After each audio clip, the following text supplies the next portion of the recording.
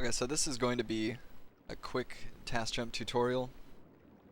So the TAS jump is essentially a one-frame trick where on the very first frame that you would grab a ledge, you're able to jump again, and you can usually use that to jump and skip grabbing the ledge. And you can do this on pretty much every single ledge in the game that you can grab.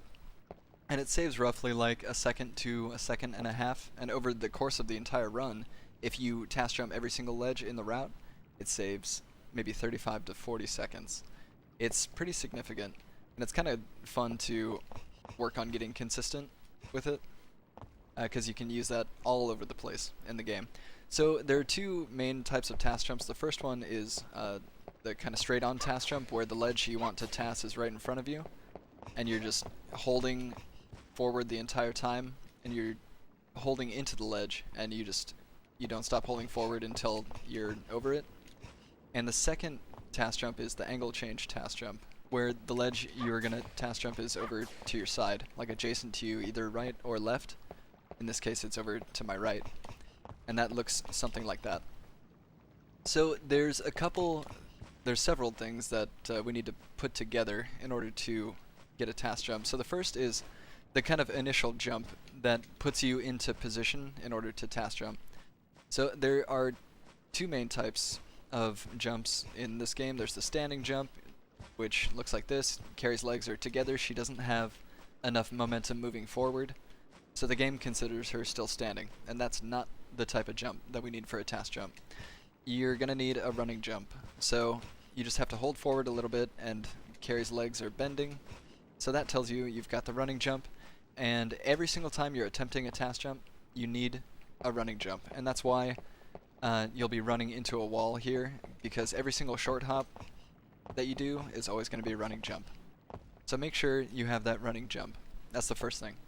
Second thing is kind of vertical position. So where on this wall or ledge, whatever, does the TAS jump actually take place? And like I said before, the TAS jump happens on the very first frame of the ledge grab animation. So if you're running into the wall and you hold A and let go right when Carrie begins to grab the ledge, you can see how much lower it actually is from the ledge. So in the game, she grabs and kind of snaps upwards to the ledge, but she starts the ledge grab animation way down here. So kind of do this a couple times to get familiar with that position on the wall. And you can do this on every single ledge that you want to TAS in the game, just to see where it happens. So once you have a good idea, a good visual cue of where that's happening, watch where it happens when I'm TASing this. It happens right about at that position. So that first part of the ledge grab animation is where this TAS jump is taking place. So that's a good visual cue to know where you should be jumping, and we'll get to that in a second. But the third thing is fairly simple with this one. It's control stick position, like I was talking about before, for the straight-on TAS jumps. You're just holding forward and into the ledge the entire time until you're up. Very simple. You're just holding straight forward. You're always holding into the ledge. So if you're running to the left and there's a ledge, I don't know, somewhere over there you want to TAS, you're holding left and into the ledge all the way until you TAS jump up the ledge. So the last thing, and probably the most complicated one, this is going to take the most practice, is the timing and the inputs for the actual TAS jump. So what's happening is we're running forward to get our running jump, we're short hopping to get into that vertical position we talked about. And as you're rising up into that vertical position, you're going to be very quickly and very lightly tapping A maybe 3 or 4 times. The actual number doesn't matter, but usually I'm tapping it 3 or 4 times. So you're going to be tapping that very quickly and very lightly, right as you're rising into that position we talked about. So basically it's hop taps, and there's a very slight delay after the short hop and right before you start tapping A.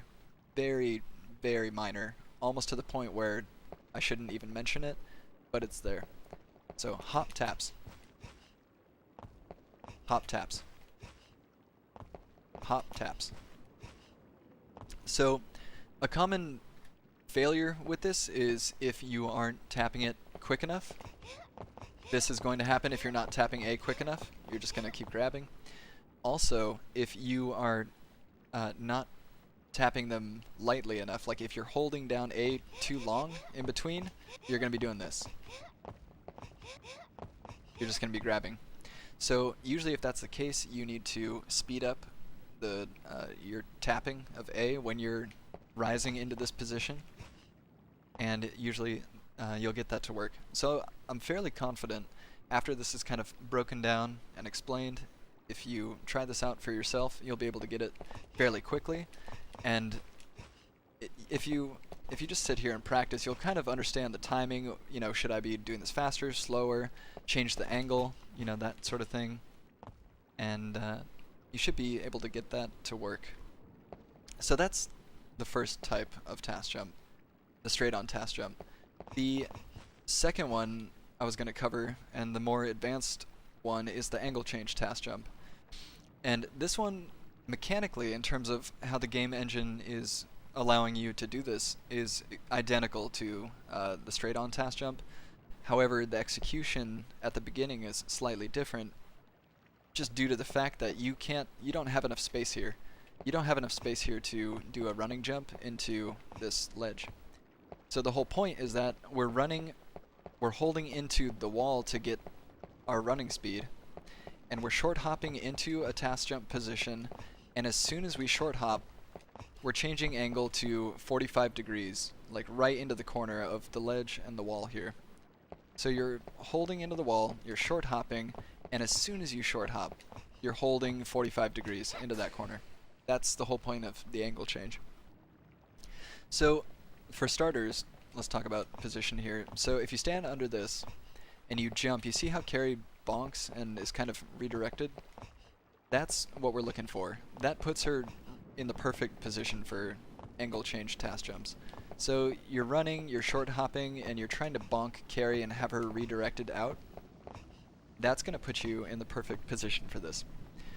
Now, for the second part of the position is, the vertical bit. This is the same as the other one.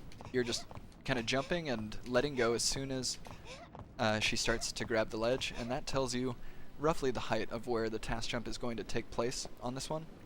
So it looked like the TAS jump was going to happen right after Carrie's head passed the bottom of the ledge. So that's where we're going to start doing the taps. And the taps are the same as the straight-on TAS jump. So we're running into the wall, we're short hopping. As soon as we short hop, we're changing angle into the ledge here at 45 degrees.